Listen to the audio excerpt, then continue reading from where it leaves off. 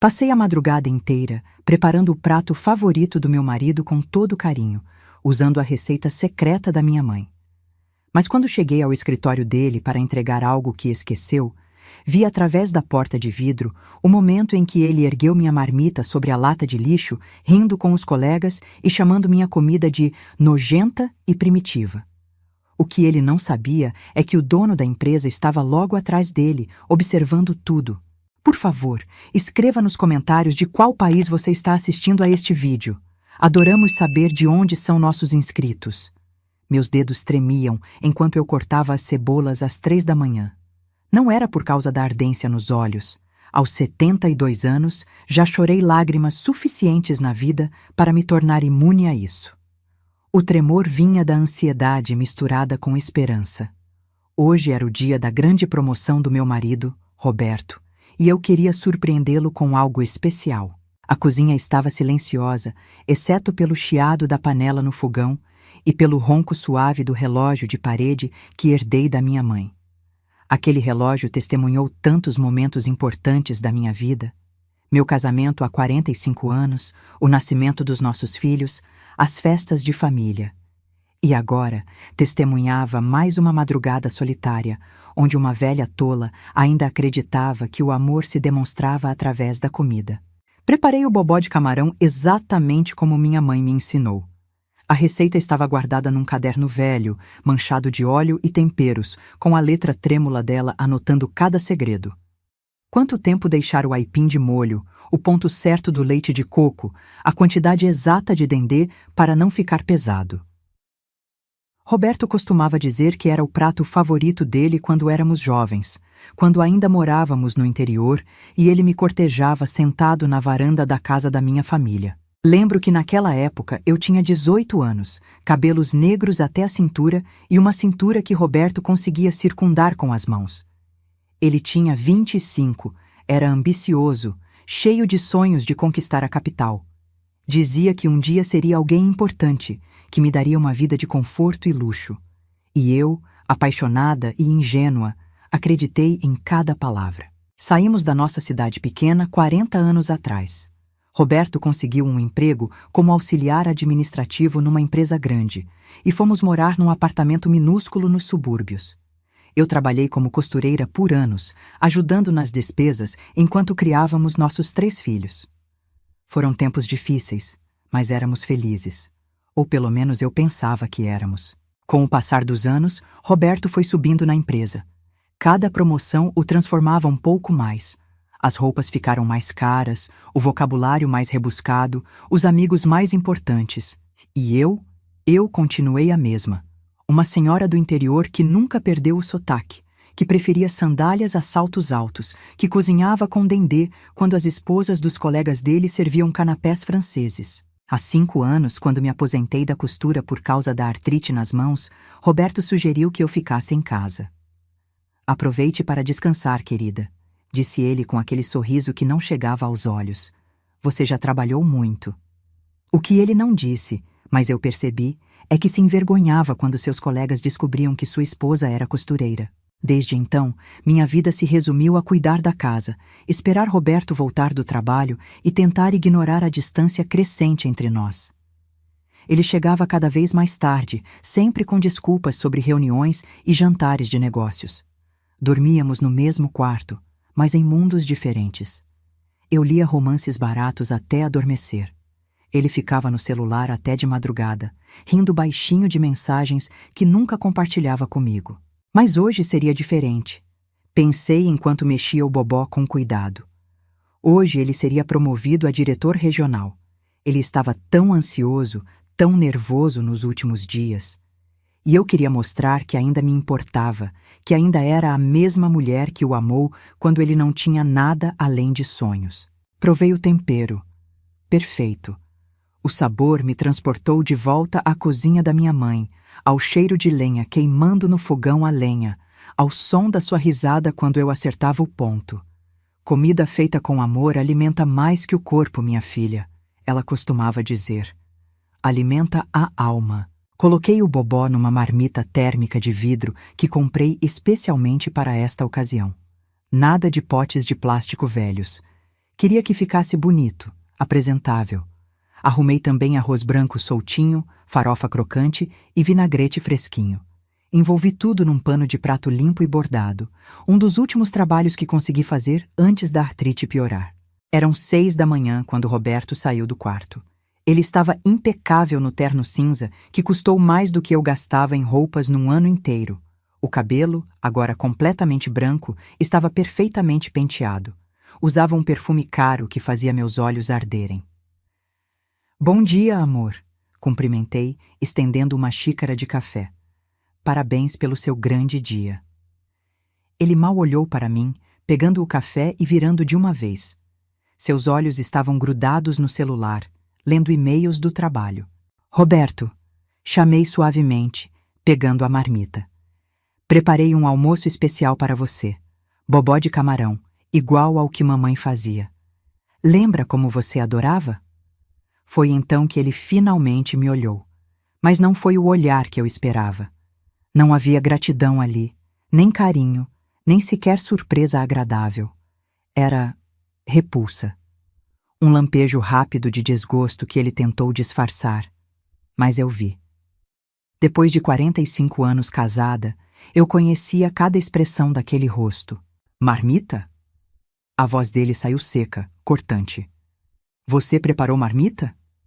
Sim, com todo carinho. Acordei às 3 da manhã para fazer tudo fresco. Helena, ele interrompeu, colocando a xícara de café com força na mesa. Hoje vou almoçar com o presidente da empresa e os diretores, num restaurante 5 estrelas. Você acha mesmo que vou levar uma marmita? A palavra soou como um insulto na boca dele, como se eu tivesse oferecido lixo. Mas você pode comer depois, ou antes da reunião. Insisti, sentindo algo se quebrar dentro do meu peito. Fiz com tanto cuidado. Não. Ele foi direto. Não quero. Pegou a marmita da minha mão, segurando pelas bordas como se fosse algo contagioso. E, sinceramente, Helena, você precisava ter feito isso? A casa inteira está com cheiro de dendê e camarão. Meu terno vai ficar fedendo. Fedendo, ele disse fedendo. Desculpe, murmurei, sentindo as lágrimas queimarem. Eu só queria... Eu sei o que você queria. Seu tom suavizou um pouco, mas havia uma condescendência ali que doía mais que a raiva. Mas precisa entender. Eu não sou mais aquele garoto do interior que comia bobó na varanda da sua mãe. Tenho uma posição a manter agora. Imagem é tudo nesse mundo, Helena. Tudo.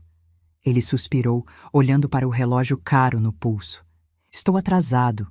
Vou levar isso comigo e... descarto no caminho. Descarto. Como se fosse lixo mesmo. Peguei minha bolsa, lembrando da carteira de couro que Roberto deixara na mesinha do telefone. Dentro dela estava o cartão de acesso ao prédio, documentos importantes. Sabia que ele precisaria. Roberto, sua carteira. Chamei, mas a porta já havia batido. Olhei para a carteira em minhas mãos enrugadas, manchadas pela idade. Uma decisão impulsiva tomou conta de mim. Eu levaria a carteira até ele. Só isso. Só isso e voltaria para casa, para minha solidão costumeira. Mas o destino, descobri naquele dia, tinha outros planos para esta velha. Vesti um vestido simples, amarrei meu cabelo grisalho num coque frouxo, calcei minhas sandálias confortáveis. Olhei no espelho e vi o que Roberto via. Uma senhora de 72 anos, com rugas fundas ao redor dos olhos, mãos deformadas pela artrite, corpo curvado pelo tempo.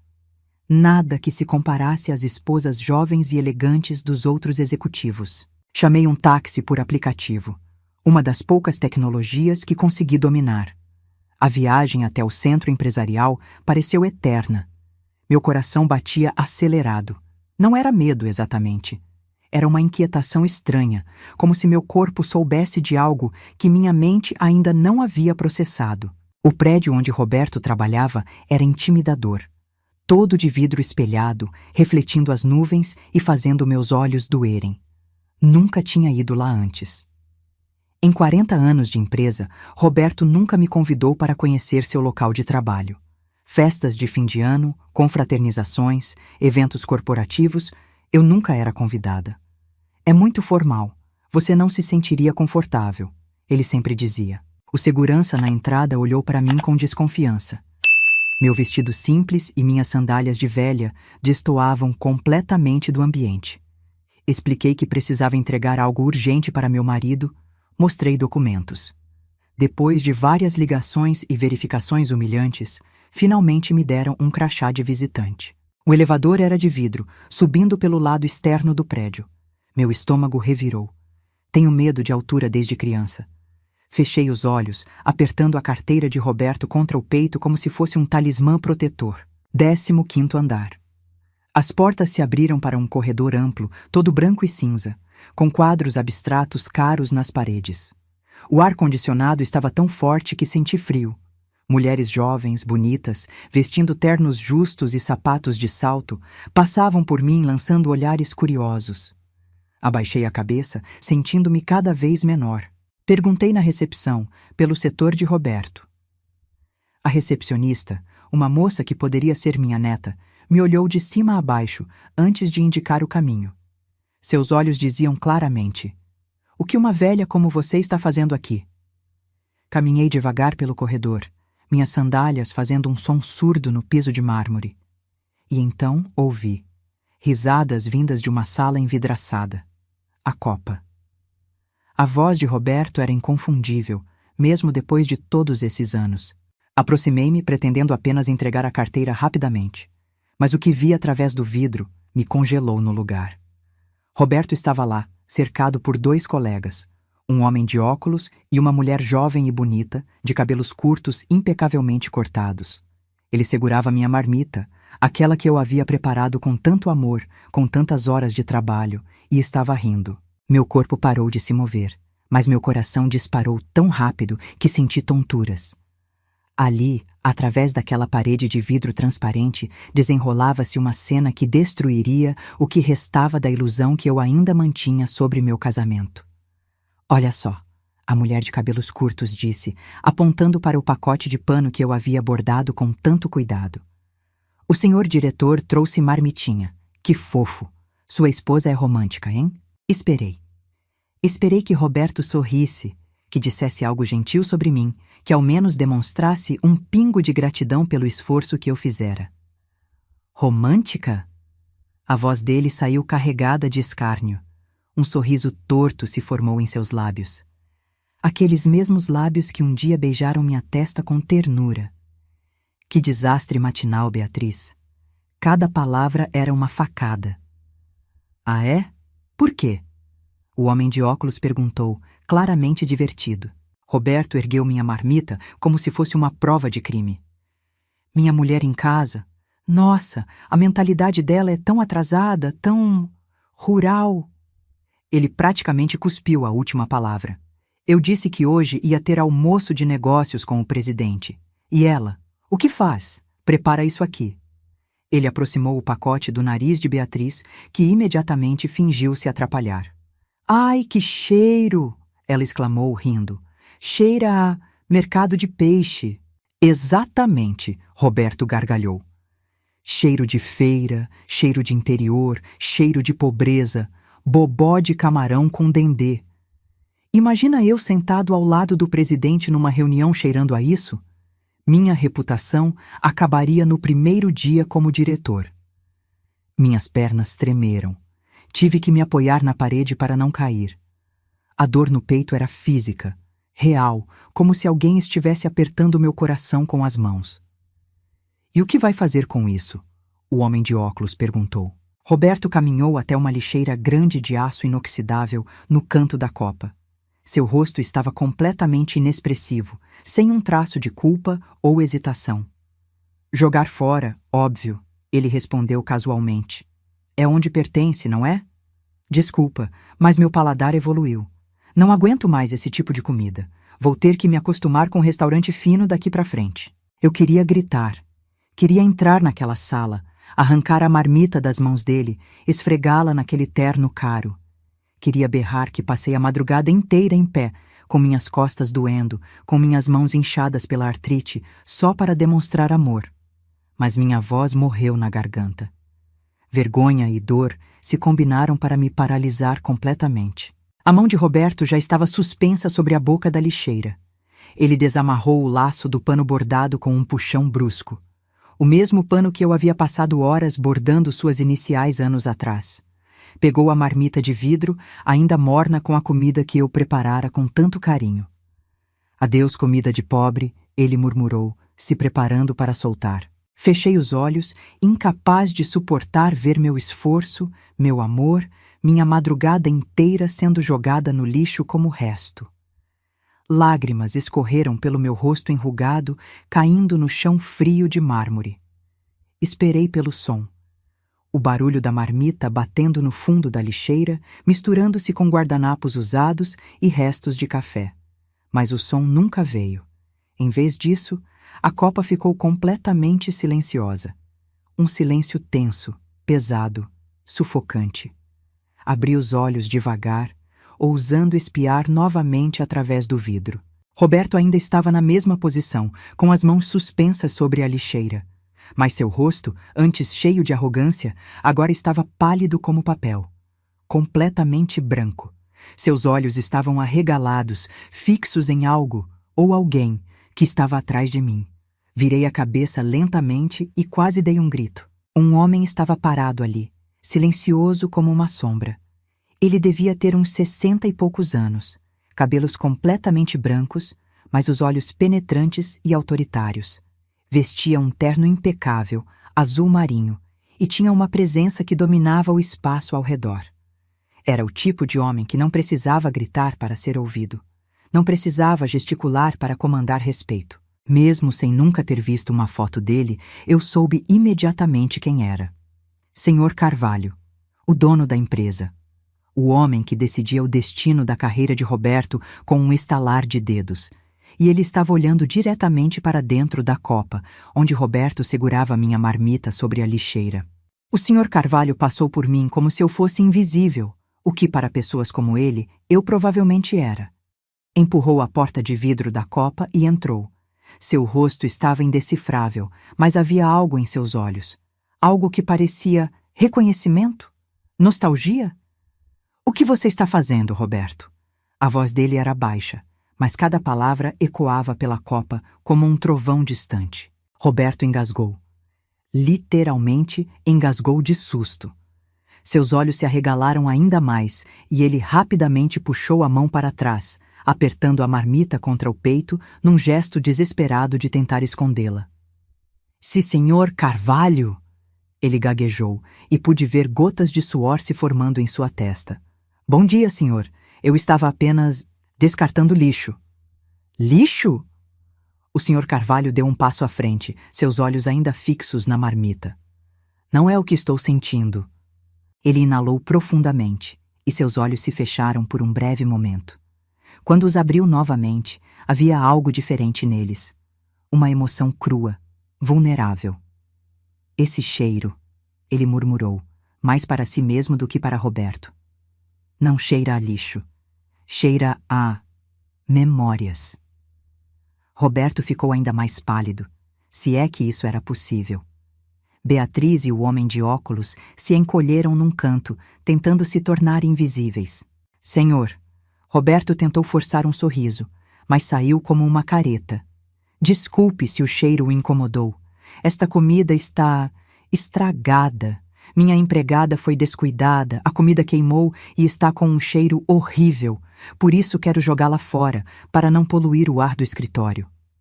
Empregada. Ele me chamou de empregada. Depois de 45 anos de casamento, 3 filhos criados juntos, metade da minha vida dedicada a ele, eu era apenas uma empregada descuidada em sua narrativa. Algo dentro de mim quebrou naquele momento. Não com um estalo dramático, mas com um suspiro suave, como quando uma vela finalmente se apaga depois de queimar por tempo demais. O Sr. Carvalho se aproximou ainda mais. Seus olhos, antes duros e autoritários, agora estavam brilhantes com algo que parecia ser lágrimas. "Queimada?" Ele repetiu com um tom de descrença. "Experimente de novo, Roberto." Senhor?" "Abra essa marmita." Não era um pedido. Era uma ordem. Roberto hesitou. seus dedos tremendo visivelmente enquanto destampava o pote de vidro. O vapor quente preso ali dentro escapou imediatamente, carregando o aroma intenso de dendê, camarão, leite de coco e coentro. O cheiro invadiu a copa, misturando-se com o ar esterilizado do ar-condicionado.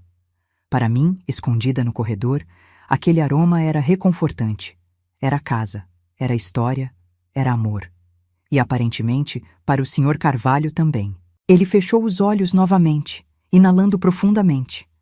Seu peito subiu e desceu com emoção controlada. Quando abriu os olhos, 2 lágrimas rolaram por suas bochechas enrugadas. Esse cheiro, sua voz saiu rouca, quebrada. Bobó de camarão, feito exatamente como ela fazia. Beatriz e o homem de óculos trocaram olhares confusos. Roberto parecia estar à beira de um ataque cardíaco. Sem pedir permissão, o Sr. Carvalho pegou uma colher limpa do escorredor de pratos. Suas mãos, que provavelmente assinavam contratos de milhões, tremiam ligeiramente quando ele tirou um pouco do bobó e levou à boca. O escritório parecia ter parado de respirar. Eu mesma prendi o ar nos pulmões. O Sr. Carvalho mastigou devagar. Seus olhos se fecharam. Seu rosto, marcado por anos de responsabilidade e poder, se contorceu com uma emoção tão pura, tão crua, que até eu, uma estranha espiando pelo corredor, senti meu coração apertar. Ele pegou uma segunda colherada, depois uma terceira.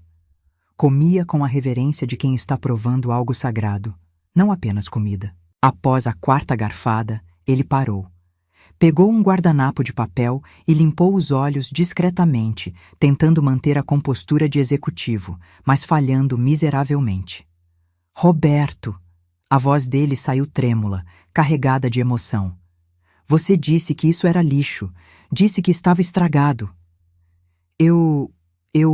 Roberto não conseguia formar frases completas. O Sr. Carvalho apontou para a marmita com o dedo que ainda segurava a colher. Quem fez isso? Ele exigiu. Quem cozinhou esse bobó?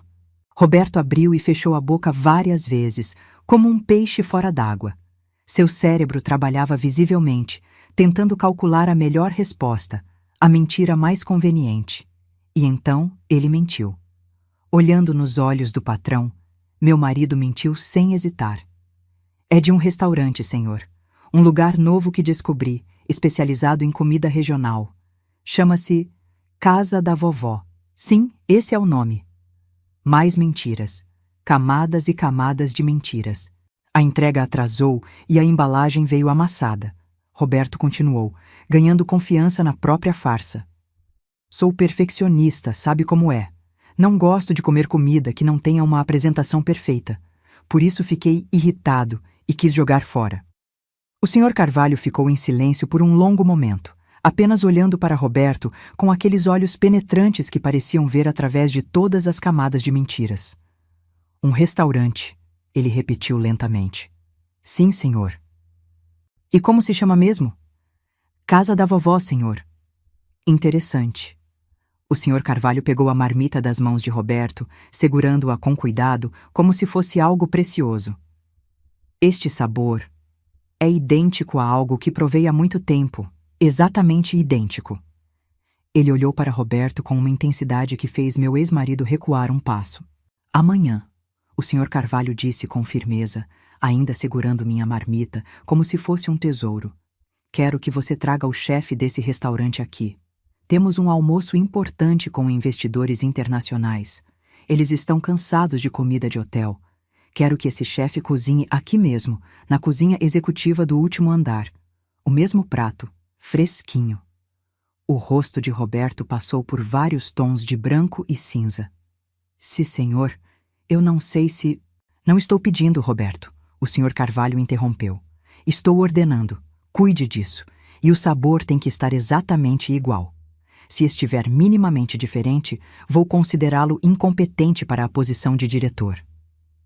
Ele se virou e saiu da copa, levando a marmita meio vazia consigo, deixando Roberto paralisado no meio da sala, com gotas de suor escorrendo pelas têmporas. Beatriz e o homem de óculos fugiram da copa como ratos de um navio afundando, sem dizer uma palavra. Eu deveria ter me movido.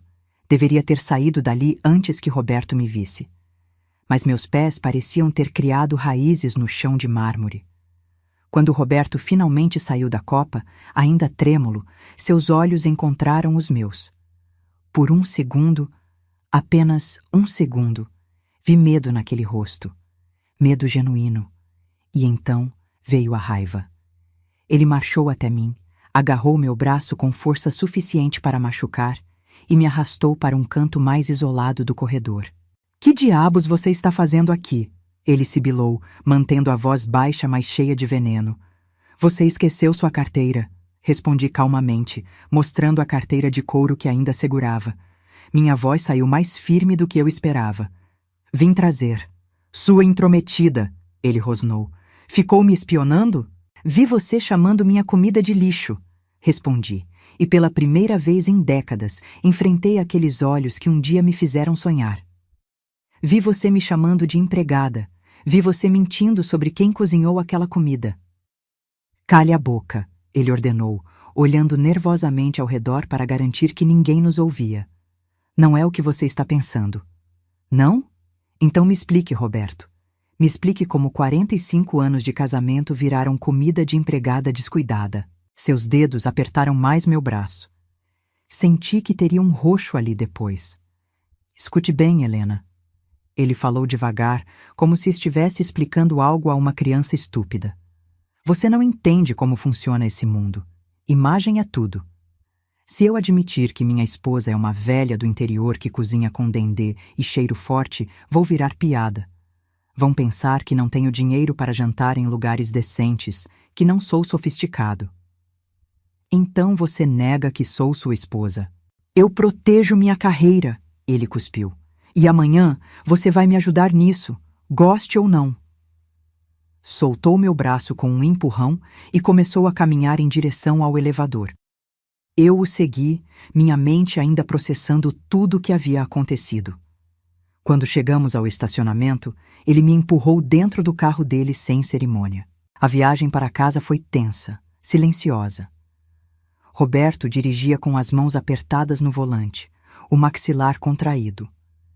Eu olhava pela janela, vendo a cidade passar, sentindo como se estivesse vendo tudo pela primeira vez. Quantos anos tinha desperdiçado? Quantas humilhações tinha engolido calada? Quando chegamos em casa, Roberto me seguiu até a sala e finalmente explodiu. Está tudo arruinado por sua causa, ele gritou socando a mesa de centro. Aquela maldita comida com cheiro de feira causou um problema enorme. Problema? Repeti, minha voz gélida. O Sr. Carvalho adorou, chorou ao provar. Exatamente. Roberto passou as mãos pelos cabelos, desgrenhando-os. Agora ele quer que o chefe do restaurante cozinhe amanhã para os investidores. E eu disse que era de um restaurante chamado Casa da Vovó. Ele se virou para mim e vi desespero real em seus olhos. Você vai ter que fazer isso, Helena. Vai ter que ir ao escritório amanhã e cozinhar para eles. Cruzei os braços. Ah, é? E como vou fazer isso se sou apenas uma empregada descuidada? Não seja infantil, ele retrucou. Isso é sério. Minha carreira depende disso. Sua carreira, repeti lentamente. Sempre sua carreira. E eu? Onde eu fico nisso tudo, Roberto? Ele ignorou minha pergunta completamente. Você vai ter que ir, mas... Ele levantou um dedo em advertência. Tem condições. Você não pode parecer minha esposa. Tem que se disfarçar. Ri. Uma risada curta, amarga, sem humor. Disfarçar? Sim. Ele foi até o armário e voltou com uma máscara cirúrgica e um boné. Jogou-os no meu colo. Use isso. Vista um uniforme de chefe. Não fale muito. Se alguém perguntar, diga que se chama Dona Maria, a dona do restaurante Casa da Vovó. E o mais importante, ele se inclinou perto do meu rosto e senti o cheiro do perfume caro misturado com suor de medo. Nunca, nunca diga que é minha esposa. Lá você é só uma prestadora de serviço, uma cozinheira contratada. Entendeu? Fiquei olhando para a máscara e o boné no meu colo. Cinza, sem vida, como ele queria que eu fosse. E se eu recusar? Perguntei baixinho. Então, A voz dele saiu fria como gelo. Considere nosso casamento terminado. Vou pedir o divórcio hoje mesmo e garantir que você não veja um centavo do que construímos juntos. Silêncio. Ah, ele adicionou com um sorriso cruel. E pode esquecer de manter contato com nossos filhos também. Vou contar a eles que você sabotou minha carreira por ciúmes e egoísmo. Vou fazer com que eles tomem meu lado. Nossos filhos. Ele estava ameaçando usar nossos próprios filhos contra mim. Olhei para aquele homem que dividira minha cama por 45 anos e não reconheci nada dele. O jovem sonhador que prometeu me fazer feliz havia morrido fazia tempo. No lugar dele estava um estranho cruel, manipulador, capaz de qualquer coisa para proteger sua preciosa imagem. Está bem, disse finalmente, minha voz morta, sem emoção. Eu vou. O alívio no rosto dele era palpável. Ótimo. Seja inteligente por uma vez na vida. Agora vá preparar os ingredientes. O sabor tem que ser exatamente igual ao de hoje. Se não ficar perfeito, ele deixou a ameaça no ar. Levantei-me lentamente, minhas articulações protestando. Senti cada um dos meus 72 anos pesando nos ombros. Fui para o quarto e fechei a porta. Sentei na beira da cama que compartilhávamos há décadas.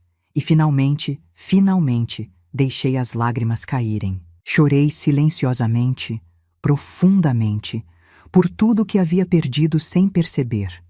Pela jovem de 18 anos que acreditou em promessas de amor eterno. Pela mulher de meia-idade que engoliu humilhação após humilhação, acreditando que era seu dever de esposa. Pela senhora idosa que ainda tinha esperanças de que, no fundo, seu marido se importava. Mas acabaram-se as lágrimas eventualmente. Sempre acabam. Lavei o rosto, olhei no espelho e vi uma mulher que não conhecia mais. Ou talvez, pela primeira vez, estivesse vendo quem eu realmente era por baixo de todas as camadas de submissão e abnegação. Naquela noite, não dormi. Fiquei deitada no escuro, ouvindo Roberto roncar ao meu lado, e tomei uma decisão. Eu iria ao escritório dele amanhã. Iria cozinhar meu bobó de camarão. Iria usar a maldita máscara e fingir ser a Dona Maria do restaurante inexistente. Mas não pelo motivo que Roberto pensava. Não seria para salvar a carreira dele ou proteger nossa farsa de casamento. Seria para mim, para honrar minha mãe, que me ensinou essa receita com tanto amor.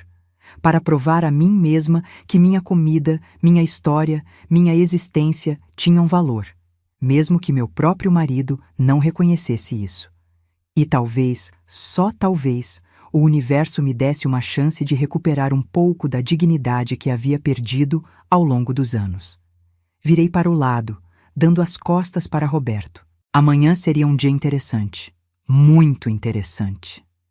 O despertador tocou às 4 da manhã, mas eu já estava acordada. Não havia conseguido dormir mais do que alguns minutos seguidos durante a noite toda. Cada vez que fechava os olhos, via a cena de Roberto segurando minha marmita sobre a lixeira, rindo com aquela mulher, me chamando de empregada. Levantei em silêncio, sem acordar Roberto. Na cozinha, comecei a separar os ingredientes. Camarões frescos que comprei no mercado, os melhores que encontrei, mesmo custando mais do que eu normalmente gastava. Aipim de primeira qualidade, leite de coco puro, dendê aromático, coentro fresco. Enquanto descascava os camarões, minhas mãos tremiam.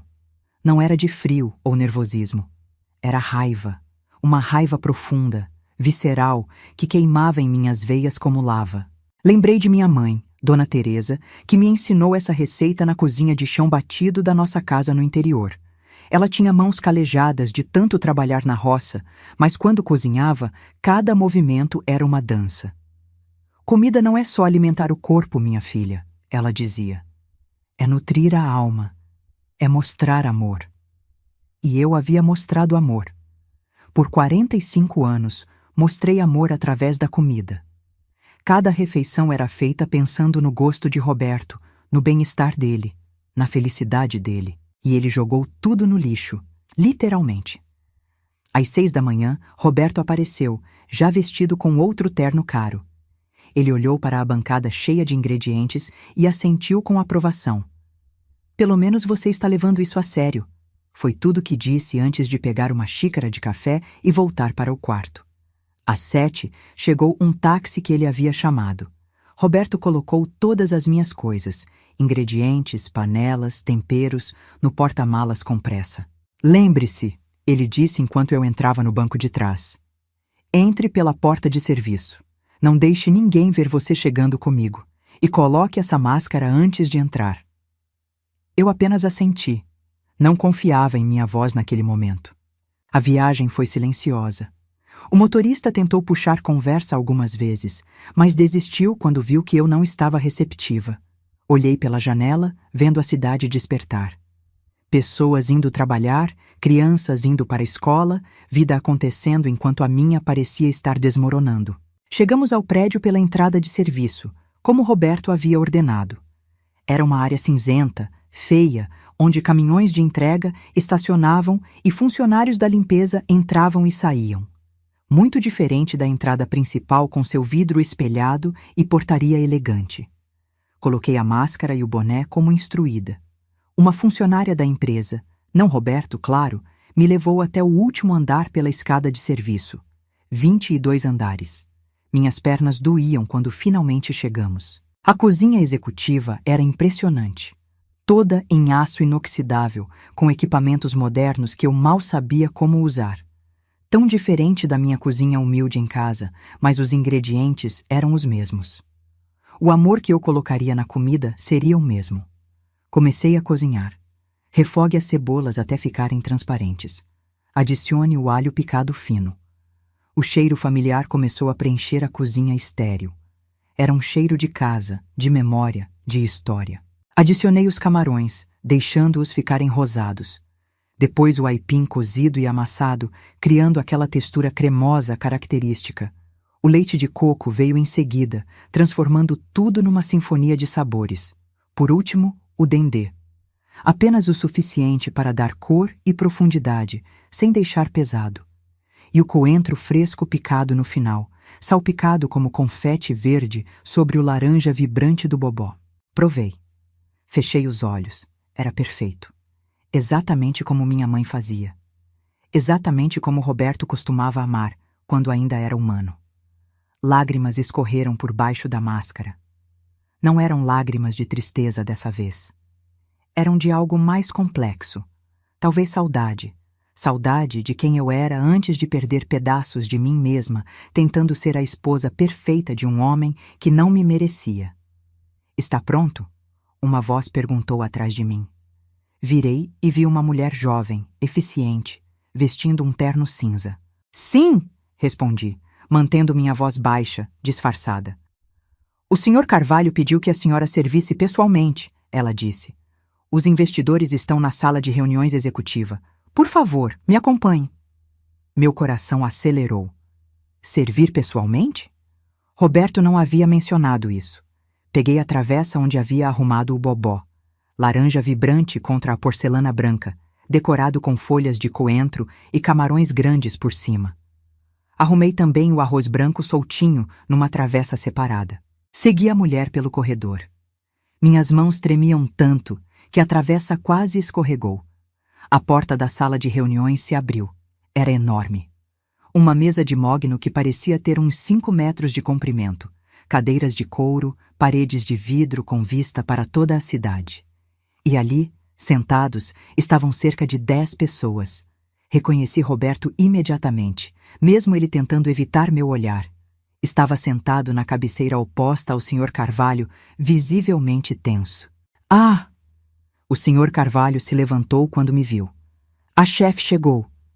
Ele gesticulou para que eu me aproximasse. Com passos trêmulos, levei as travessas até a mesa e comecei a servir. O aroma do bobó tomou conta da sala. Vi as narinas dos investidores estrangeiros se dilatarem, alguns franzindo o nariz com curiosidade, outros com algo que parecia ser reconhecimento.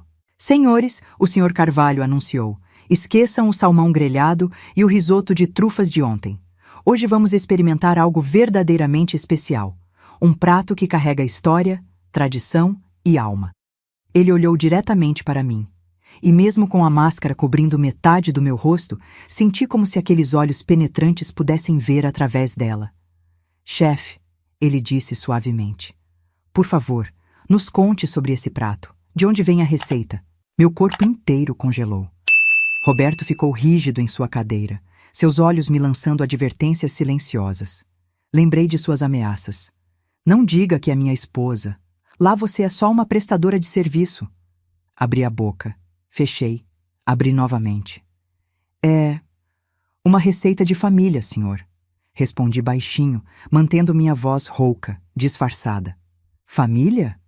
O senhor Carvalho se inclinou para a frente, interessado. Sua família? Da minha mãe, senhor. Dona Teresa. Ela me ensinou quando eu era criança. Dona Teresa. Ele repetiu o nome lentamente, como se estivesse provando cada sílaba. Seus olhos se encheram de lágrimas novamente. E onde sua mãe aprendeu? Com a mãe dela, senhor, e assim por gerações. Somos do interior da Bahia. Essa receita tem mais de 100 anos na minha família. O senhor Carvalho pegou um guardanapo e discretamente enxugou os olhos. Bahia, ele murmurou. Claro, claro que é. Ele se serviu de uma generosa porção, ignorando completamente os pratos sofisticados que também estavam na mesa. Levou a primeira garfada à boca. E ali, na frente de investidores internacionais, diretores e executivos, o dono de uma das maiores empresas do país fechou os olhos e chorou. Não foram lágrimas discretas dessa vez. Foram soluços reais, profundos, vindos de um lugar muito fundo da alma. A sala ficou em silêncio total. Constrangido. Ninguém sabia o que fazer. O senhor Carvalho pegou outro guardanapo, limpou o rosto e respirou fundo várias vezes, tentando se recompor. Desculpem, disse finalmente com a voz embargada. Mas vocês precisam entender. Esse sabor, não provava esse sabor há 50 anos. 50 anos? Quando eu tinha 22 anos, ele continuou, sua voz agora mais firme, mas ainda emocionada. Eu era estudante universitário, vinha de família pobre, trabalhava de dia e estudava à noite. Mal tinha dinheiro para comer. Os investidores ouviam, fascinados. Roberto estava pálido, agarrado aos braços da cadeira. Havia uma senhora, o senhor Carvalho prosseguiu, que vendia comida numa barraca de feira. Sempre que eu passava em frente, com fome, mas sem dinheiro, ela me chamava. Vem cá, filho, dizia. Não pode estudar de barriga vazia. Ele apontou para o bobó na travessa. E ela me servia isso, bobó de camarão. Dizia que era receita da mãe dela, que vinha passando de geração em geração. Nunca me cobrou 1 centavo. Nunca. Durante 2 anos, aquela senhora me alimentou de graça. As lágrimas voltaram. Quando finalmente consegui meu primeiro emprego e voltei para agradecer, para pagar todas as refeições que me deu, a feira havia sido demolida. Nunca mais encontrei aquela mulher. Passei 50 anos procurando esse sabor em cada restaurante fino, cada chefe renomado, mas nunca encontrei. Ele olhou para mim com uma intensidade que fez meu coração parar. Até hoje, o senhor Carvalho concluiu, encarando-me fixamente. Até você. Meu mundo girou. As palavras dele ecoavam em minha cabeça, se reconfigurando, ganhando um novo significado a cada segundo. 50 anos atrás, uma barraca de feira. Uma mulher generosa que alimentava estudantes pobres de graça. Bobó de camarão feito com uma receita passada de geração em geração. Minha mãe. Ele estava falando da minha mãe. Dona Teresa realmente teve uma barraca de comida numa feira em Salvador quando eu era criança. Lembro de ajudá-la depois da escola, descascando camarões, picando coentro. Ela sempre alimentava os estudantes que passavam perto da hora de fechar. Filho com fome não aprende, ela dizia. Minha garganta se fechou. Não consegui falar. Chefe, o senhor Carvalho se levantou da cadeira, se aproximando de mim. Por favor, tire essa máscara. Quero ver o rosto da pessoa que carrega essa herança. Senhor, Roberto se levantou abruptamente, em pânico mal disfarçado. Ela está resfriada, muito contagiosa, seria perigoso. Calhe a boca, Roberto, o Sr. Carvalho disse sem sequer olhar para ele. Não me importo com vírus. Seus olhos permaneceram fixos nos meus. Por favor, ele repetiu, mais suavemente dessa vez. Minhas mãos subiram até a máscara. Tremiam tanto que mal consegui tirar. O elástico prendeu no meu cabelo grisalho e tive que lutar um pouco com ele. Quando finalmente a máscara caiu, revelando meu rosto enrugado, sem maquiagem, marcado pela idade e pela dor, o Sr. Carvalho deu um passo para trás. Você não é ela, disse, e havia desapontamento em sua voz. É jovem demais. Jovem. Aos 72 anos, alguém estava me chamando de jovem. 50 anos atrás, calculei rapidamente em voz alta. Eu tinha 22 anos. Minha mãe tinha 45. Ela morreu há 10 anos, senhor, aos 87. Os olhos dele se arregalaram. Sua mãe? Dona Teresa era sua mãe? Sim, senhor. Ele cobriu a boca com as mãos, lágrimas escorrendo livremente agora, sem qualquer tentativa de escondê-las. Ela salvou minha vida, sussurrou. Literalmente salvou minha vida. Eu estava tão desesperado, tão faminto, pensando em desistir de tudo. E ela me alimentou, me deu esperança. Me disse... Sua voz quebrou. Me disse que eu conseguiria, que um dia eu seria alguém importante. Eu me lembrava de minha mãe dizendo essas coisas. Ela dizia para todos os estudantes que alimentava. Acreditava genuinamente que investir em pessoas era investir no futuro. Procurei por ela. O Sr. Carvalho continuou. Durante anos. Queria retribuir, queria agradecer, mas nunca consegui encontrá-la. A feira foi demolida, o bairro mudou completamente. Ele pegou as minhas mãos velhas, manchadas, deformadas pela artrite, e segurou com reverência. Deixe-me fazer o que nunca pude fazer por ela, disse. Deixe-me ajudar você. Senhor? Comecei, mas minha voz falhou. Tenho um restaurante, ele disse rapidamente, as palavras saindo atropeladas. Um espaço enorme, lindo, no melhor bairro da cidade. Está fechado há 2 anos porque não consigo encontrar um chefe que tenha alma. Todos têm técnica, diplomas franceses, estrelas Michelin, mas nenhum tem coração. Ele apertou minhas mãos. Seja minha sócia. Abra seu restaurante lá. Cozinhe essas receitas da sua mãe. Mantenha a memória dela viva. E deixe-me finalmente pagar a dívida que tenho com ela. Silêncio absoluto na sala. Todos os olhos estavam em mim. Os investidores pareciam comovidos. Os diretores estavam boquiabertos. E Roberto parecia estar tendo um ataque cardíaco. Senhor, ele começou, a voz estranhamente aguda. Isso é muito generoso, mas... Mas o quê, Roberto? O Sr. Carvalho se virou para ele e pela primeira vez vi raiva real naqueles olhos antes gentis. Você tem algo contra essa maravilhosa mulher receber o reconhecimento que merece? Não, claro que não, senhor. É só que... Bem, ela disse que era dona de um restaurante, Casa da Vovó. Então já tem seu próprio negócio. O Sr. Carvalho franziu o senho confuso. Casa da Vovó? Repetiu. Virou-se para mim. Esse é o nome do seu restaurante? E ali estava.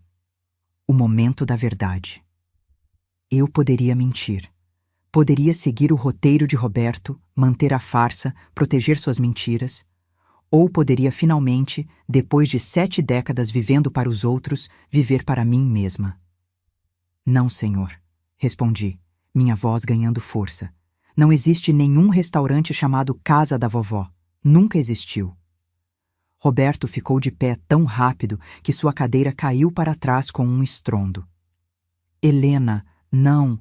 Meu nome não é Helena, interrompi, olhando diretamente para o Sr. Carvalho, ignorando Roberto completamente. Desculpe, senhor. Meu nome é Helena, sim, Helena Ferreira. Ferreira é meu nome de casada. Mostrei minha mão esquerda, onde uma aliança de ouro simples e gasta brilhava fracamente. Eu cozinho em casa, senhor, na minha cozinha pequena e modesta. Tenho cozinhado a vida inteira para minha família. Nunca trabalhei em restaurante. Nunca tive treinamento formal, só tenho o que minha mãe me ensinou. O Sr. Carvalho olhou para minha aliança, depois para a mão de Roberto, que ele tentava esconder debaixo da mesa. Alianças idênticas. A expressão do Sr. Carvalho mudou. Compreensão, depois descrença, depois uma fúria gelada. Roberto, disse ele lentamente, perigosamente, essa senhora é sua esposa? O silêncio que se seguiu foi tão denso que eu podia ouvir meu próprio coração batendo. Roberto abriu e fechou a boca várias vezes. Seu rosto passava por tons de vermelho e branco alternadamente. Sim, eu respondi por ele, já que ele aparentemente havia perdido a capacidade de falar. Sou casada com Roberto há 45 anos, senhor. O senhor Carvalho ficou imóvel por um longo momento, processando essa informação. Quando finalmente falou, sua voz era de gelo puro. Então, Roberto, cada palavra era pronunciada com cuidado mortal. Quando você disse que essa comida veio de um restaurante, estava mentindo? Senhor, eu posso explicar. E quando disse que a comida estava estragada e precisava ser jogada no lixo, o Sr. Carvalho continuou, sua voz subindo. Estava falando da comida que sua própria esposa preparou para você? Senhor, por favor. Silêncio! O Sr. Carvalho rugiu, fazendo todos na sala pularem. Silêncio, seu miserável ingrato! Ele se virou para mim e, quando falou novamente, sua voz estava controlada, mas tremendo de emoção. Dona Helena, por favor, me conte. Seu marido aprecia sua comida? Ele come com gratidão as refeições que a senhora prepara? Olhei para Roberto. Vi súplica em seus olhos. Súplica misturada com ameaça. Lembrei de todas as suas ameaças. Sobre divórcio, sobre tirar nossos filhos de mim, sobre me deixar sem nada. E percebi que não me importava mais. Não me importava com as ameaças. Não me importava em proteger sua imagem. Não me importava em ser a esposa obediente que engole humilhações calada. Não, senhor, respondi claramente. Ontem de manhã, preparei esse mesmo bobó de camarão para ele. Acordei às 3 da madrugada para ter tudo fresco. Embrulhei com carinho numa marmita bonita. Respirei fundo, sentindo algo se libertar dentro do meu peito. E ele disse que minha comida tinha cheiro de feira, cheiro de pobreza. Disse que era vergonhoso, que iria jogar no lixo porque não queria que seus colegas o vissem com comida de caipira. A sala estava tão silenciosa que se podia ouvir uma mosca voar. Vim aqui ontem trazer a carteira que ele esqueceu, continuei, e vi quando ele ia realmente jogar minha marmita no lixo da copa, enquanto ria com os colegas e me chamava de empregada descuidada. Roberto estava branco como papel agora, segurando a borda da mesa para não cair. O senhor chegou naquele momento? Olhei para o Sr. Carvalho. E o impediu. Provou a comida. E ele mentiu dizendo que era de um restaurante porque tinha vergonha de admitir que sua esposa cozinha comida primitiva. O Sr. Carvalho fechou os olhos, respirando profundamente, tentando controlar a raiva. E hoje, minha voz estava firme agora, forte. Ele me fez vir disfarçada. Me disse para usar máscara, para não falar muito, para nunca admitir que sou esposa dele. Disse que aqui eu sou apenas uma prestadora de serviço, uma empregada temporária. Lágrimas rolaram pelo meu rosto, mas não eram lágrimas de tristeza. Eram de libertação. 45 anos, senhor. 45 anos acordando de madrugada para preparar comida que ele gosta, costurando suas roupas quando não tínhamos dinheiro, criando nossos filhos sozinha enquanto ele trabalhava, sempre sendo paciente, sempre sendo compreensiva, sempre sendo invisível. Olhei para Roberto com uma calma que surpreendeu até a mim mesma. E no primeiro dia em que ele consegue a promoção tão sonhada, ele me joga no lixo junto com minha comida. O Sr. Carvalho abriu os olhos. E o que vi ali foi uma fúria tão pura, tão intensa, que até eu dei um passo para trás.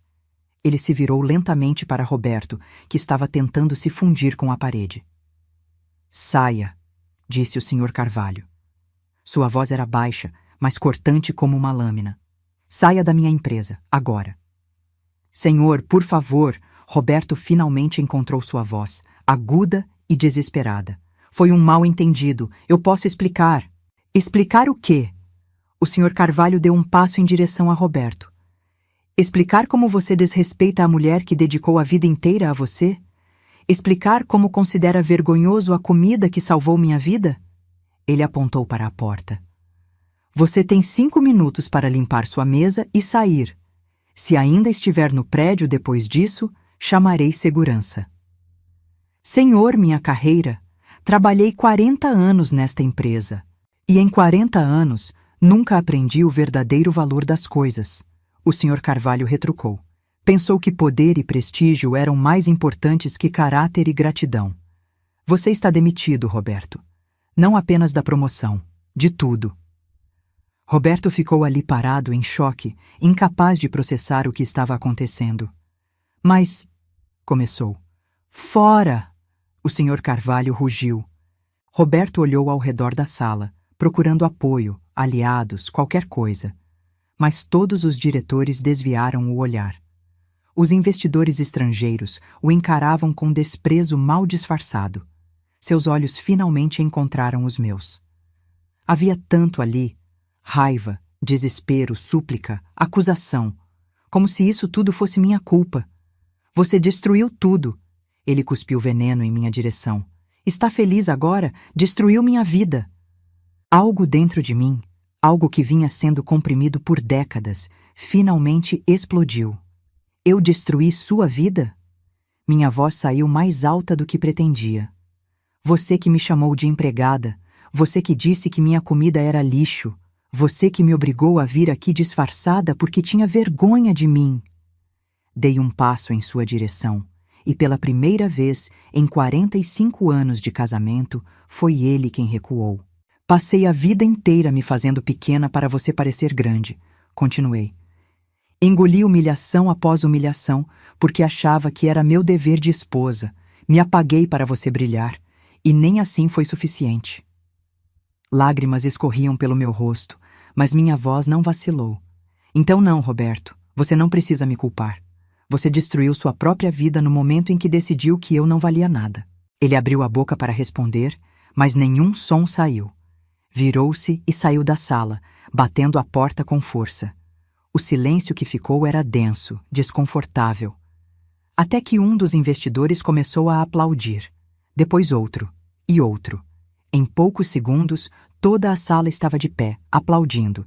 Não sei se era por mim, pela comida, ou pelo drama que acabaram de presenciar. Talvez fosse tudo junto. Senti minhas pernas fraquejarem. Tinha usado toda a minha energia naquela confrontação.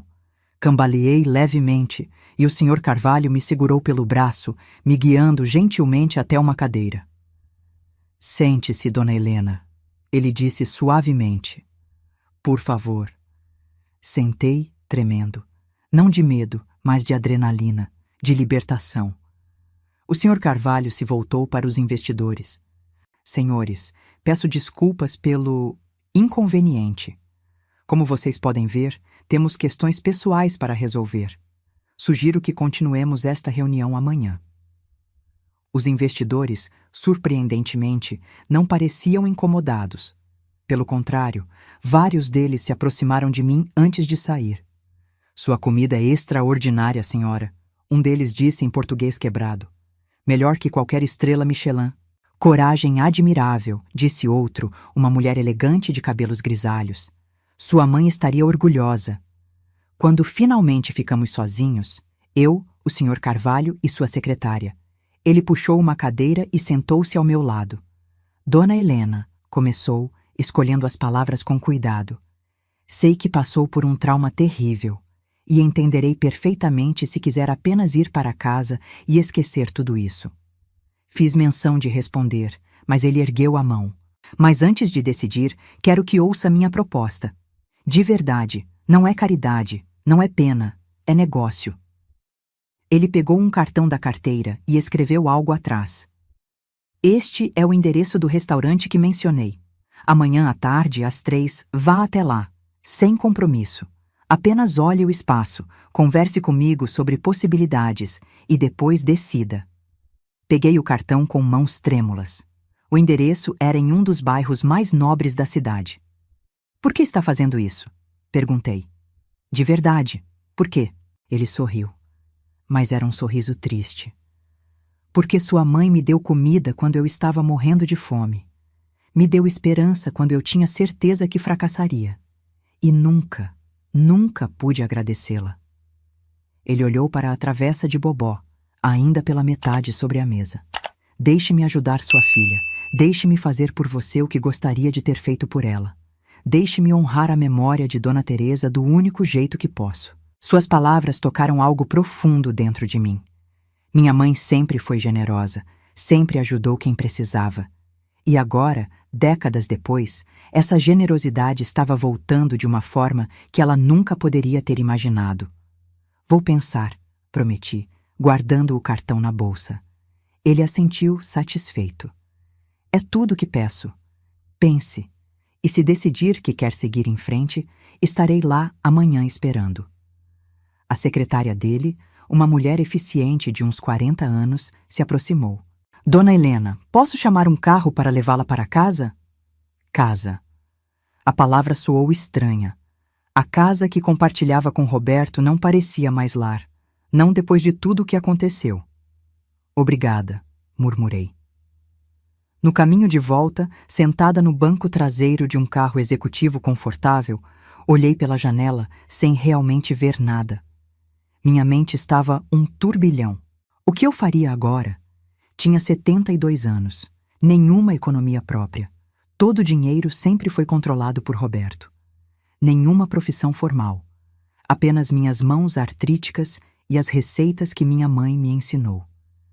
Mas pela primeira vez em décadas, senti algo que havia esquecido existir. Esperança. Quando cheguei em casa, Roberto estava lá, esperando. A sala estava uma bagunça. Ele havia claramente bebido. Garrafas vazias de uísque estavam espalhadas pela mesa de centro. Seus olhos estavam vermelhos, inchados. Você, ele sibilou quando me viu. Você arruinou tudo. Fechei a porta atrás de mim calmamente. Não, Roberto. Você arruinou, sozinho.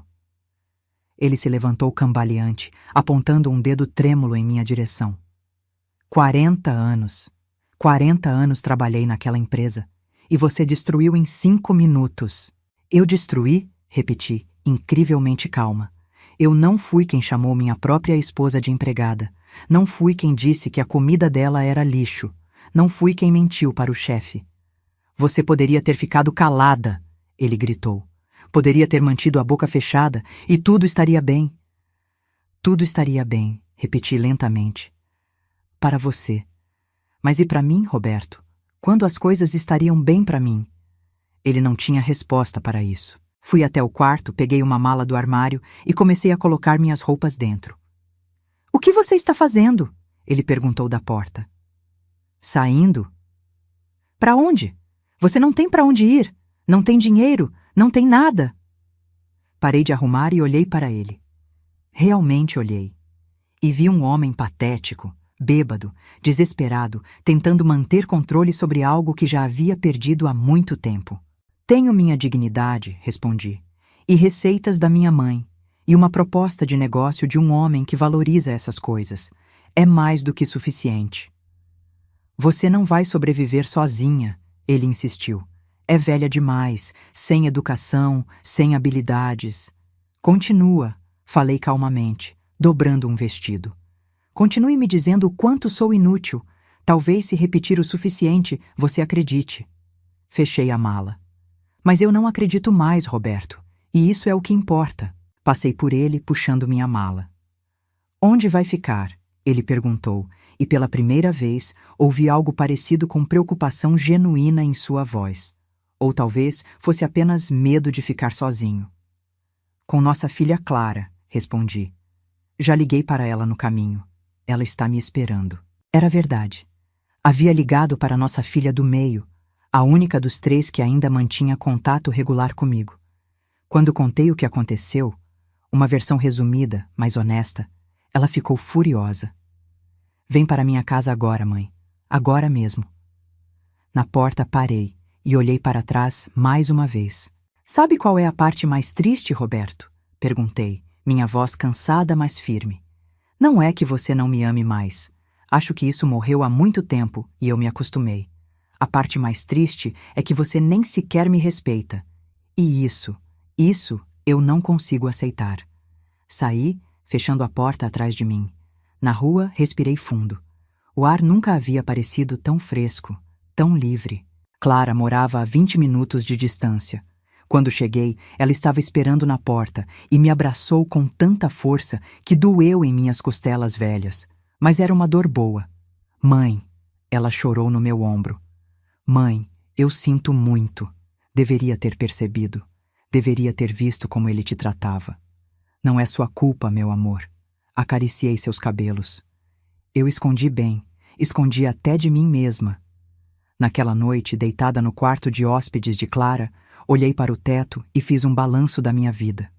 72 anos, 45 deles desperdiçados em um casamento que me diminuía. 3 filhos criados, 2 netas que mal me visitavam porque Roberto sempre desencorajava. Mas também receitas preciosas transmitidas por gerações. Mãos que, mesmo doloridas, ainda sabiam criar magia na cozinha. E agora, uma oportunidade. Uma chance de recomeçar. Era tarde demais? Provavelmente. Mas também, e isso me fez sorrir no escuro, nunca é tarde demais para recuperar sua dignidade. Na manhã seguinte, acordei cedo. Velhos hábitos são difíceis de quebrar. Mas em vez de cozinhar para Roberto, cozinhei para Clara e suas 2 filhas. Fiz tapioca recheada, como minha mãe me ensinou. Cozido de milho verde, café forte e puro. Vovó, minha neta de 15 anos disse, comendo pela 3ª vez, por que nunca cozinha isso quando vem visitar? Porque seu avô diz que tem cheiro de feira. Clara respondeu por mim, sua voz ácida. E não pode sujar a cozinha dele. A menina fez uma cara de nojo. Vovô é um idiota? Linguagem. Clara repreendeu automaticamente, mas estava sorrindo. Às 2 da tarde, vesti meu melhor vestido, que ainda era simples e velho, mas estava limpo e passado. Clara ofereceu emprestar algo, mas recusei. Se o Sr. Carvalho queria trabalhar comigo, seria com quem eu realmente era, não com uma versão fantasiada. O endereço no cartão me levou a um bairro que eu só conhecia de passar de longe. Ruas arborizadas, casas elegantes, carros importados estacionados. O restaurante era lindo. Um prédio antigo restaurado, com fachada colonial pintada de amarelo claro. Grandes janelas com molduras brancas. Um jardim na frente com flores bem cuidadas. Uma placa discreta dizia: "À venda para alugar". O Sr. Carvalho estava esperando na entrada. Quando me viu, sorriu calorosamente. "Dona Helena, veio!" "Prometi que pensaria", respondi. E pensei. Ele abriu a porta, me convidando a entrar. O interior era ainda mais bonito. Teto alto com vigas de madeira aparentes, piso de tábua corrida envernizado. Grandes janelas que deixavam entrar luz natural abundante. Estava vazio, mas dava para imaginar mesas, cadeiras, pessoas rindo e comendo. "A cozinha", ele disse me guiando, "é profissional completa. O antigo dono era um chefe italiano que voltou para a Europa. A cozinha era um sonho. Enorme, com equipamentos de última geração, mas também tinha um fogão industrial a gás que me lembrou, estranhamente, do fogão a lenha da minha mãe. Passei minha mão pela bancada fria de mármore. "É lindo", murmurei. "Mas, senhor, eu não tenho dinheiro para alugar um lugar assim. Não tenho nada." "Por isso proponho sociedade", ele disse. "Eu entro com o espaço, o capital inicial, os contatos. Você entra com seu talento, suas receitas, sua alma." Ele puxou uma pasta da bolsa. "Mandei meu advogado preparar um contrato. 50-50. Você seria dona de metade do restaurante. Teria salário mensal fixo como chefe executiva, mais percentual dos lucros. 50% de um restaurante desses." "Mas por quê?" perguntei novamente. "Isso é muito mais do que uma dívida de gratidão." Ele suspirou, olhando ao redor do espaço vazio. "Dona Helena, tenho 73 anos. Construí um império. Ganhei mais dinheiro do que jamais sonhei. Tenho tudo que o dinheiro pode comprar." Seus olhos encontraram os meus. Mas nunca consegui pagar a única dívida que realmente importa. Nunca consegui agradecer à mulher que salvou minha vida quando eu era apenas um garoto pobre e faminto. Ele tocou levemente a pasta. Deixe-me fazer isso. Não por pena, não por caridade, mas porque sua mãe acreditou em mim quando ninguém mais acreditava. E quero honrar essa memória ajudando a filha dela. Lágrimas queimaram meus olhos. E se eu fracassar? Tenho 72 anos, nunca gerenciei um negócio. Então fracassaremos juntos, ele deu de ombros. Mas, sinceramente, não acho que vai fracassar. Aquele bobó que cozinhou ontem, chorei ao provar. E vi investidores internacionais, pessoas que comem nos melhores restaurantes do mundo, repetindo o prato 3 vezes. Ele sorriu. Comida feita com amor sempre encontra seu público. Peguei a pasta com mãos trêmulas. Li o contrato. Estava tudo ali, exatamente como ele disse. 50-50, salário generoso, controle criativo total do menu. Uma condição, disse, o nome do restaurante. Claro, que nome gostaria? Fechei os olhos, vendo minha mãe em sua barraca de feira, sorrindo para os estudantes famintos, servindo comida com generosidade infinita. Casa da Dona Teresa, respondi, em homenagem a ela. Perfeito. O Sr. Carvalho estendeu a mão. Temos um acordo? Olhei para aquela mão estendida, e então para minhas próprias mãos. Velhas, manchadas, deformadas pela artrite, mas ainda capazes de criar amor em forma de comida. Apertei a mão dele firmemente. Temos um acordo. Os próximos 3 meses foram um turbilhão. Clara me ajudou com toda a papelada legal. Descobrimos que eu tinha direito a metade dos bens do casamento, incluindo a casa. Roberto tentou lutar, mas quando Clara ameaçou expor publicamente como ele havia me tratado, ele desistiu rapidamente, sempre preocupado com sua imagem. O divórcio foi rápido. 45 anos de casamento dissolvidos em algumas assinaturas. Senti alívio. Tristeza pelo tempo perdido, mas alívio pelo futuro livre. Meus outros 2 filhos, o mais velho e a mais nova, ficaram do lado do pai no início. Roberto havia contado a eles uma versão distorcida dos eventos. Mas quando Clara mostrou as mensagens que ele mandava para a amante, sim, descobrimos que havia uma amante, a tal Beatriz da Copa. Eles mudaram de ideia rapidamente. Trabalhei no restaurante 16 horas por dia. Meu corpo doía, minha artrite piorou, mas meu coração estava mais leve do que em décadas. Contratei 2 ajudantes de cozinha, mulheres mais velhas como eu, que precisavam de oportunidade. Ensinei a elas as receitas da minha mãe. Criamos um menu que era puro Nordeste: bobó de camarão, moqueca baiana, acarajé, tapioca recheada, cuscuz, vatapá. O Sr. Carvalho, que insistia que eu o chamasse de Marcos, investiu em decoração que honrava as raízes. Paredes pintadas com cenas do Nordeste, artesanato local, música regional tocando suavemente. Mas a alma do lugar era a comida. Comida feita com amor, com história, com memória. A inauguração foi num sábado. Eu estava tão nervosa que mal consegui dormir na noite anterior. E se ninguém viesse? E se as pessoas rejeitassem comida simples, num bairro acostumado com haute cuisine? Não precisava ter me preocupado. Uma fila se formou antes mesmo de abrirmos.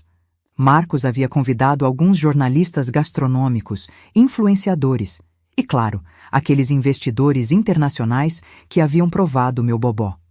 O primeiro cliente foi o próprio Marcos. Pediu bobó de camarão, naturalmente. Quando servi o prato, ele fechou os olhos e inalou profundamente. Igualzinho, murmurou, exatamente como ela fazia. E chorou. De novo. Aquela primeira noite foi mágica. As mesas ficaram cheias. As pessoas comiam, sorriam, pediam mais. Ouvi fragmentos de conversas. Meu Deus, isso me lembra da casa da minha avó.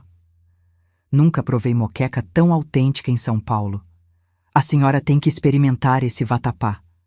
Às 11 da noite, quando finalmente fechamos, me sentei numa cadeira da cozinha, exausta, mas feliz. Clara apareceu na porta, sorrindo.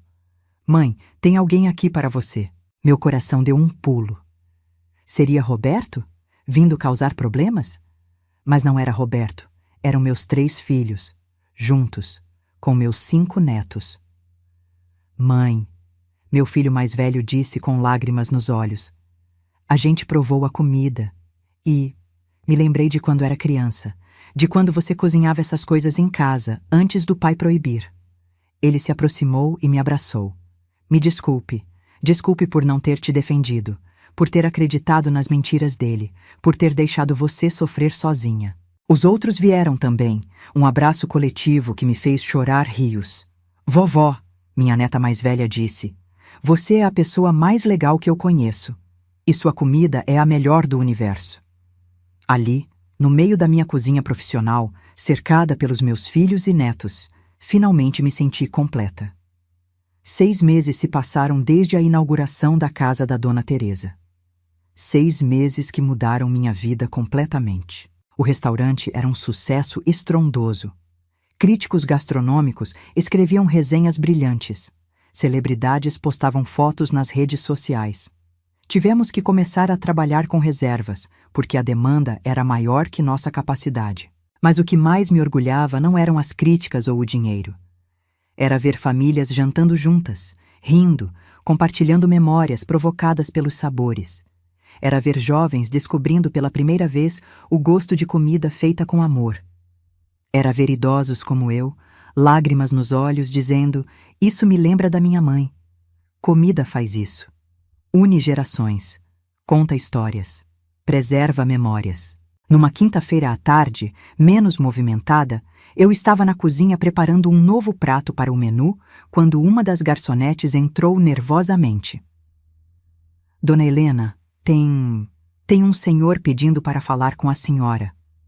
Algo no tom dela me alertou. Quem?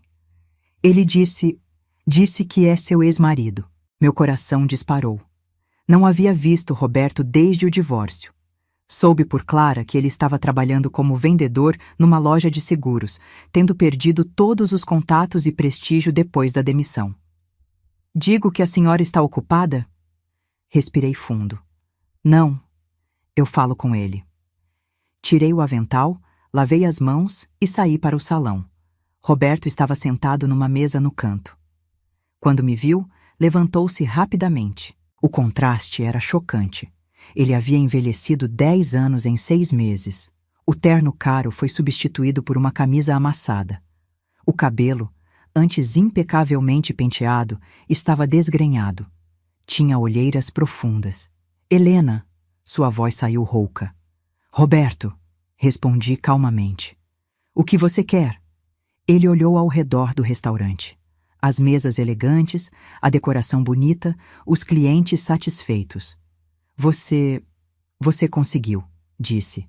Construiu tudo isso. Sim, consegui. Silêncio desconfortável. Ele começou, depois parou. Recomeçou. Vim pedir desculpas. Não era o que eu esperava ouvir. Desculpas, repeti. Sim. Ele olhou para suas mãos, evitando meus olhos. Pelo que fiz, pelo que disse, pela forma como te tratei por anos. Ele respirou trêmulo. Perdi tudo, Helena. O emprego, o prestígio, os amigos. Até nossos filhos mal falam comigo agora. E percebi que a única coisa real que eu tinha era você. E eu joguei fora.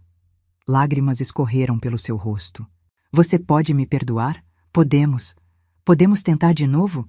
Olhei para aquele homem que um dia amei e senti nada. Nem raiva, nem amor, nem pena. Apenas uma calma indiferença. Não, Roberto, respondi suavemente. Não podemos. Por favor, ele implorou. Eu mudei, aprendi. Nunca mais vou te tratar daquele jeito. Você mudou porque perdeu tudo, interrompi. Não porque reconhece meu valor. Mudou porque agora precisa de mim, não porque me respeita. Ele abriu a boca para protestar, mas erguei minha mão. E sabe de uma coisa? Mesmo que seu arrependimento fosse genuíno, mesmo que você realmente tivesse mudado, não quero voltar. Suas lágrimas caíram mais forte. Pela primeira vez na minha vida, continuei. Estou vivendo para mim, fazendo o que amo, sendo respeitada pelo que sou, e é libertador demais para jogar fora. Peguei um menu da mesa e estendi para ele. Se quiser, pode ficar e comer. A comida que você dizia que tinha cheiro de feira, agora celebridades pagam caro para provar. Ironia, não é? Ele pegou o menu com mãos trêmulas, olhando para os preços. Eu não tenho dinheiro para isso. Chamei a garçonete. Anota o pedido dele e bota na minha conta. Roberto me olhou surpreso. Mesmo depois de tudo? Não é por você, respondi. É porque minha mãe me ensinou que ninguém deve passar fome. E apesar de tudo, não vou me tornar como você. Não vou perder minha essência por causa da sua crueldade. Voltei para a cozinha antes que ele pudesse responder. Clara apareceu alguns minutos depois. Mãe, você está bem? Estou, respondi honestamente. Melhor do que estive em décadas. Naquela noite, depois que fechamos, Marcos e eu sentamos no salão vazio, tomando vinho e fazendo balanço. Sabe, ele disse pensativo, quando encontrei aquele sabor novamente depois de 50 anos, achei que estava buscando comida. Mas não era só isso. Não. Estava buscando bondade, generosidade, a crença de que pessoas podem ajudar umas às outras sem esperar nada em troca. Ele olhou para mim com aqueles olhos gentis. Sua mãe me deu isso quando eu mais precisava, e você, sem saber, me devolveu aquele sentimento. E você me deu uma nova vida quando eu achava que era tarde demais, respondi. Brindamos, vidros tilintando suavemente na sala silenciosa. 2 idosos, ambos marcados pela vida, ambos carregando dores e memórias, mas também esperança e gratidão. Hoje, mais de 1 ano depois daquele dia fatídico no escritório, acordo todo dia às 5 da manhã. Não porque alguém me obriga, mas porque amo o que faço. Vou para o restaurante, coloco meu avental e crio magia com ingredientes simples. A casa da Dona Teresa virou referência. Ganhamos prêmios, aparecemos em revistas, até recebemos proposta para abrir filial em outras cidades. Mas o que mais me enche o coração são as cartas. Cartas de pessoas dizendo que minha comida as conectou com suas raízes, de netos que trouxeram avós e viram lágrimas de alegria quando provaram sabores da infância, de estrangeiros que descobriram a alma do Brasil através dos meus pratos, e cartas de mulheres mais velhas como eu, que passaram a vida se anulando para maridos, filhos, famílias. Sua história me deu coragem, uma delas escreveu. Tenho 68 anos e achava que era tarde demais para recomeçar. Você me provou que não é. Essas cartas eu guardo numa caixa especial. São mais valiosas que qualquer prêmio de gastronomia. Minha mãe, Dona Teresa, costumava dizer que cada prato que fazemos carrega um pedaço da nossa alma. E agora entendo o que ela queria dizer. No bobó de camarão que sirvo, está a memória dela alimentando estudantes famintos. Está o amor que ela me ensinou a colocar em cada colherada. Está a generosidade que atravessa gerações. Mas também está minha própria história. A dor de ser desvalorizada. A coragem de me reerguer. A alegria de finalmente me encontrar. Cada cliente que come minha comida está literalmente provando minha jornada. E que delícia descobrir que minha jornada, com toda a sua dor, humilhação, mas também superação e triunfo, tem um sabor que alimenta não só o corpo, mas a alma. Tenho 73 anos agora, mãos ainda doloridas pela artrite, costas que reclamam depois de horas em pé, cabelos completamente brancos. Mas nunca me senti tão viva, nunca me senti tão eu mesma, nunca me senti tão livre. E tudo começou com uma marmita quase jogada no lixo. Às vezes, nossos maiores presentes vêm embrulhados nas piores humilhações. Às vezes, precisamos perder tudo para descobrir o que realmente importa. E às vezes, nunca é tarde demais para recomeçar. Se você gostou desta história, por favor, se inscreva no canal, deixe seu like e comente o que achou. Sua interação ajuda muito. E se quiser apoiar ainda mais nosso trabalho e ter acesso a conteúdos exclusivos, considere se tornar membro do canal. Juntos, continuamos compartilhando histórias que inspiram, emocionam e nos fazem refletir sobre a vida. Até a próxima história.